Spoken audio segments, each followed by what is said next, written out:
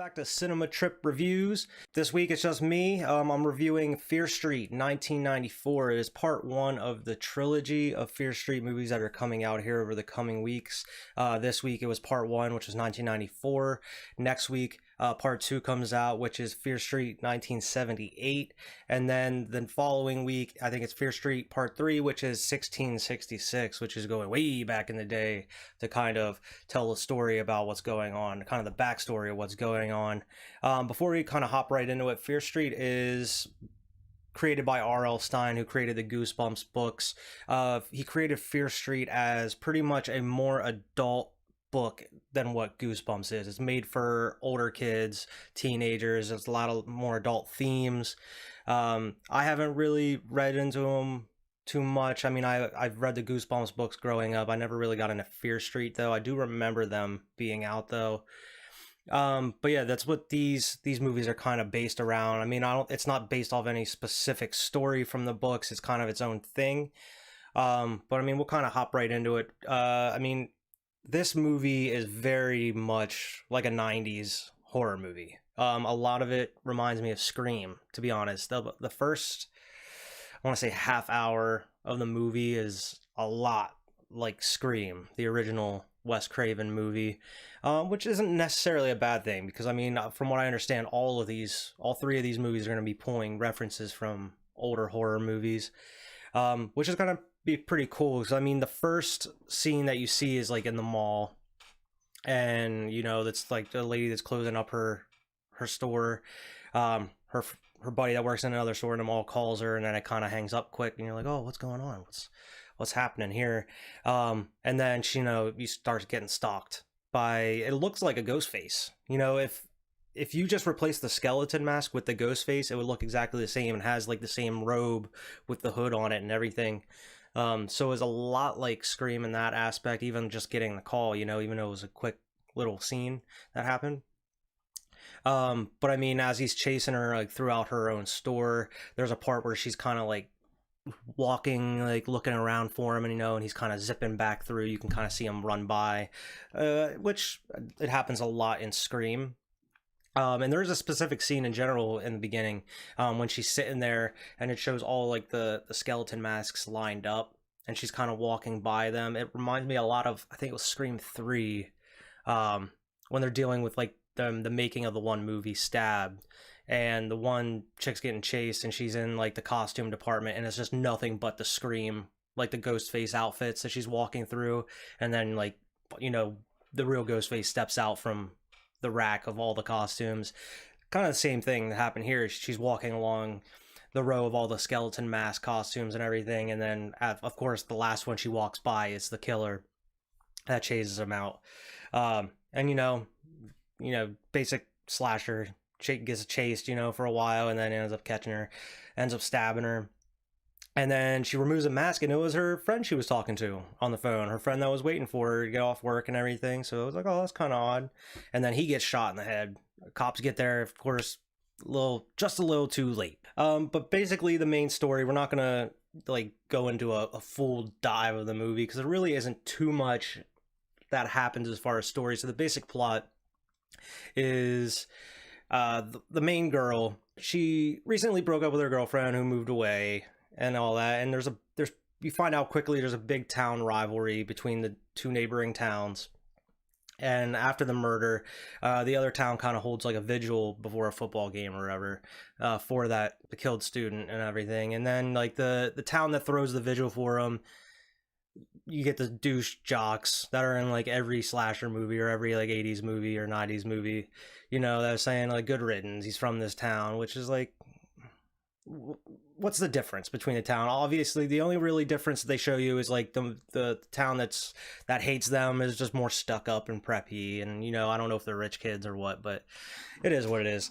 But that ensues a fight. They start a fight, and as the bus is taking the kids back to their hometown, the douche jock is dating Dina's ex-girlfriend, which isn't a big deal. It is what it is.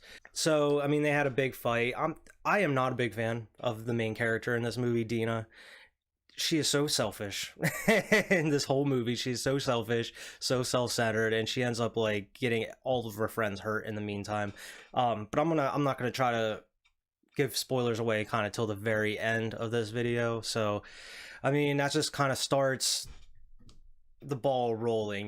They mess with each other, they end up getting in a crash, and then they kind of find the burial of like where the witch, like that, like the old folklore of the town, the old the tale that goes around the town is that there's a witch, and there's all these murders that are just plaguing this town over all these years, and they don't know what's going on, why it's happening. It normally ends up seeming like it's a person in a skeleton mask. So I mean, that's kind of kicks it off. The one, Dina's girlfriend, ends up getting like the visions of the witch and everything, and then from there on out it just kind of starts getting hectic, where they start running into the killer. They start running into the killer, and then they kind of have to figure out how to stop these killers and how to get away, and what's going on within the town itself.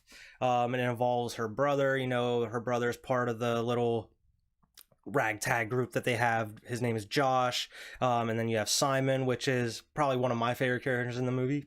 Blonde hair dude, he's pretty funny. And then of course you have Cindy.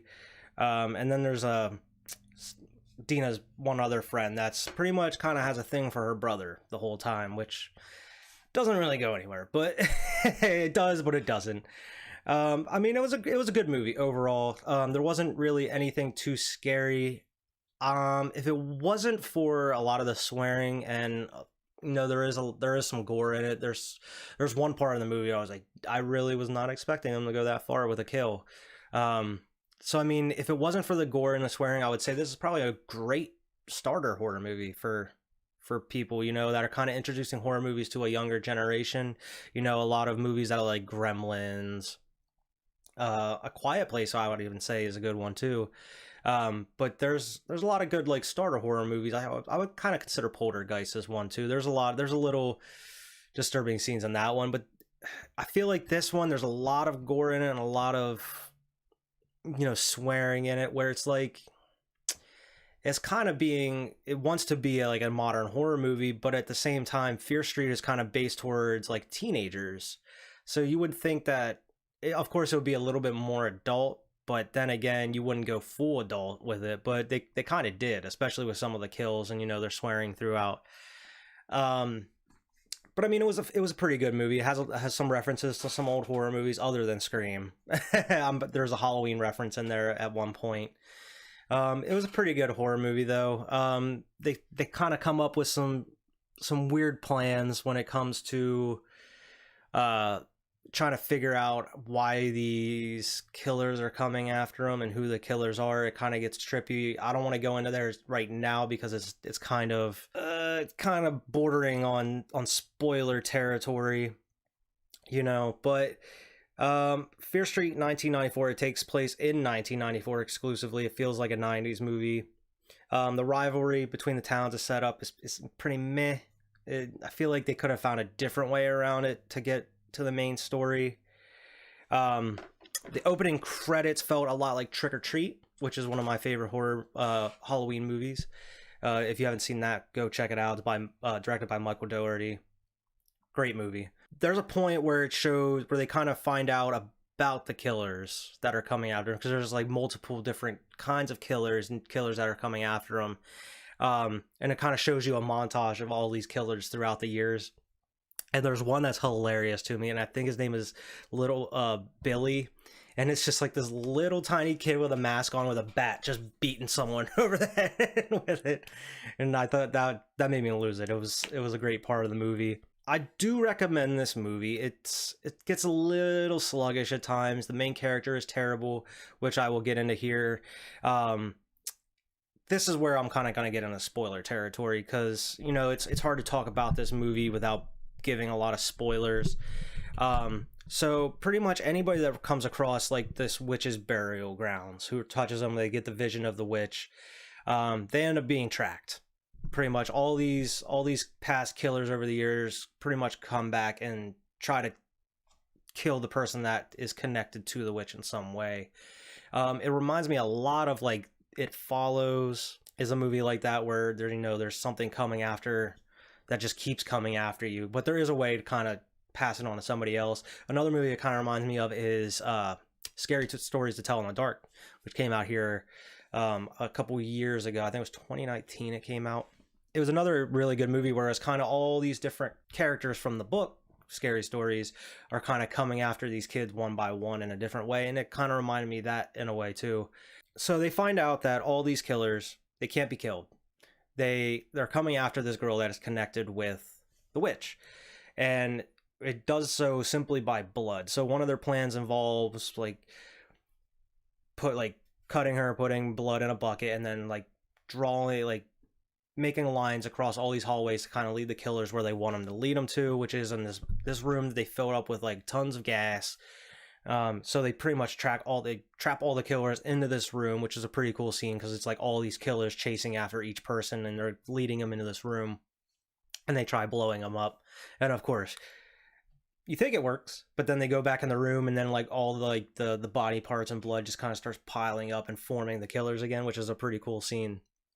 And you only really get 3 killers in this one. You get the skeleton mask dude, looks straight like Ghostface if you switch the mask. You get a Friday 13th Part 2 Jason kind of with the bag mask and an axe over his, which is pretty. I would say that's probably my favorite killer in the movie. And then you kind of get just a crazy lady with a knife, which comes after the one dude. So I mean, that plan doesn't work. It backfires. So they move on, and it leads them to they cut to a point where the killers, they revive and they come back and they're chasing them, and they're kind of trapped in this room, and they come to the conclusion where all right, we might as well just let this chick die. They're after her, let her die. That way nobody else has to die. And I mean, that's what they pretty much decide to do at first. They push her out in the hallway, and they're all right, now we're just gonna let it go. And Dina's brother, who is it's 1994, and he's in these online chat rooms that are discussing nothing but the killers and the past of the town and everything. So he's trying to kind of figure out a way that we possibly stop this and stop the witch. And at the last minute, they decide to just, all right, we can save you now. So we're gonna, rescue her. And then that goes to the last plan of the movie here, which they're in a supermarket, which was kind of cool set piece, to be honest, in the movie.